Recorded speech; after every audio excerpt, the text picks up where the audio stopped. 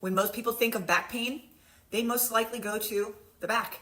They rub the ouchy pain. Why don't we think about going to a place that potentially causes it? Now, there's a lot of common causes for back pain, those chronic conditions that never seem to get better. And a lot of this has to do with this guy sitting a little bit below it, called the pelvis. It's an innominate joint, which means it doesn't have a lot of movement. If you think of your pelvis like a boat sits in the water, but it's controlled by the weather above it and the waves below it. So if the waves get all crazy and choppy, boat moves all over the place.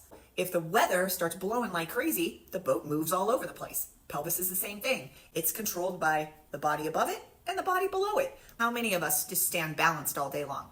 No, we're holding our kids, we're holding our dogs, and everything is tipping over to one side because the body is offset in tension load. If this is offset, what do you think these are doing? You've got muscles that are attached to this pelvis that are also attached to the low back. And if the low back starts to get pulled one direction more than the other, these vertebrae start to move.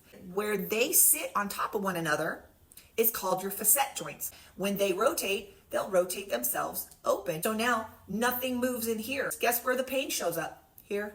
If we can start activating those muscles that are overstretched, the muscles themselves pull your pelvis back into balance. And if the body is back in balance, the nervous system gets down regulated. And that's really what we're going for, is down regulating the nervous system.